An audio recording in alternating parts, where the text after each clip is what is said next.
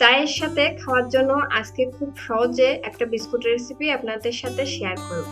এই বিস্কুটগুলো যেমন খাস্তা মুসমুসে হয় আর তেমনি খেতে সুস্বাদু আর তেমনি খুব সহজেই বানিয়ে নেওয়া যায়। মাত্র 1 কাপ আটা দিয়ে কিভাবে এই বিস্কুটগুলো বানিয়েছি সেটাই আজ আপনাদের সাথে শেয়ার করব। বিস্কুট বানানোর জন্য প্রথমে একটা বড় বাটিতে নিয়ে নিচ্ছি 1/4 কাপের মতো সাদা তেল।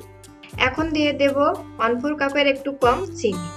তবে চিনির পরিমাণটা আপনারা যেমন মিষ্টি পছন্দ করেন সেই হিসেবে এখানে কম বেশি করে দিয়ে নিতে পারবেন। আর দিয়ে দেব 1/2 চামচেরও একটু কম বেকিং পাউডার।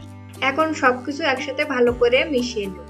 সম্পূর্ণ চিনিটা গলে না যাওয়া পর্যন্ত এভাবে মিশাতে থাকবে। তারপর চিনিটা যখন সম্পূর্ণ তেলের সাথে মিশে যাবে তখন এর ভিতরে দিয়ে দেব 1 কাপেরও একটু কম আটা আর দিয়ে দেব 1 চামচ কালো জিরা।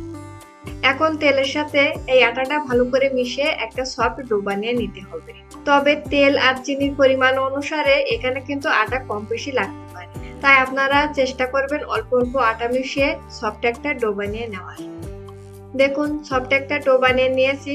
এখন হালকা হাতে চাপ দিয়ে একটু লম্বা রোলের মতো বানিয়ে নেব। এবার উপরের দিকটা একটু হালকা হাতে চাপ দিয়ে এভাবে একটু কর্নার করে নেব। এবার একটা ছুরির সাহায্যে বিস্কুটগুলো আমি কেটে নেব। এই বিস্কুটগুলো কিন্তু একটু পুরু করে কেটে নিয়েছি। এই বিস্কুটগুলো তৈরিতে কিন্তু কোনো প্রকার জল ব্যবহার করা যাবে না। শুধুমাত্র তেল আর চিনি দিয়েই কিন্তু এই বিস্কুটগুলো বানিয়ে নিতে হবে। এতে করে বিস্কুটের কালারটাও যেমন সুন্দর আসবে আর বিস্কুটগুলো তেমনি মুসমুসে হবে। এই বিস্কুটগুলো একবার বাসায় বানিয়ে নেওয়ার পর বুঝতে পারবেন এটা কতটা টেস্টি হয় আর কত সহজে এটা বানিয়ে নেওয়া যায়। একদম খাস্তা মুসমুসে এই বিস্কুটগুলো 1 মাস পর্যন্তও কিন্তু সংরক্ষণ করে রাখতে পারেন। এবার এই বিস্কুটের কোণাগুলো আমি এভাবে করে সমান করে নিচ্ছি। সবগুলো বিস্কুটেরই এভাবে আমি কোণাগুলো ঠিক করে নেব। তারপর ছুরির সাহায্যে এভাবে বিস্কুটের উপরে একটু দাগ কেটে দিচ্ছি। এতে করে বিস্কুটগুলো দেখতে সুন্দর লাগবে। এখন এই বিস্কুটগুলো একটা স্টিলের প্লেটে আমি উঠিয়ে নিচ্ছি। বেকিং পাউডার দেওয়ার কারণে বিস্কুটগুলো কিন্তু অনেকটাই ফুলে উঠবে, তাই বিস্কুটগুলো একটু ফাঁকা ফাঁকা করে বসিয়ে নিয়েছি। এতে করে বিস্কুটগুলো তৈরি হওয়ার পর একটার সাথে আর অন্যটা লেগে যাবে। দেখুন সবগুলো বিস্কুট আমি একইভাবে বানিয়ে নিয়েছি। এবার বিস্কুটগুলো ভাপ দিয়ে নেব।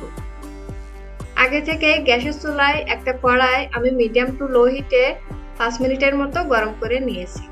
এখন এর উপরে স্টিলের প্লেটটা বসিয়ে দেব। এখন গ্যাসের আঁচটা লোতে রেখে আমি এটা প্রায় 30 থেকে 40 মিনিটের মতো ভাপ দিয়ে নেব। প্রায় 40 মিনিট পরে দেখুন বিস্কুটগুলো ফুলে কতটা বড় হয়েছে আর কালারটাও কতটা সুন্দর আসে।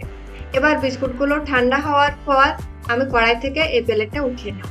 দেখুন বিস্কুটগুলো দেখতে কতটা সুন্দর হয়েছে আর এটা খেতেও কিন্তু একদমই খাস্তা হবে। দেখুন কত সহজেই বাড়িতে মাত্র 1 কাপ আটা দিয়েই এই বিস্কুটগুলো বানিয়ে নেওয়া যায়। আপনারা বাড়িতে অবশ্যই একবার হলেও ট্রাই করে দেখতে পারেন এই বিস্কুট রেসিপি। ভিডিওটা ভালো লাগলে লাইক, কমেন্ট, সাবস্ক্রাইব করার অনুরোধ রইল। ভালো থাকবেন, সুস্থ থাকবেন। ধন্যবাদ সবাইকে।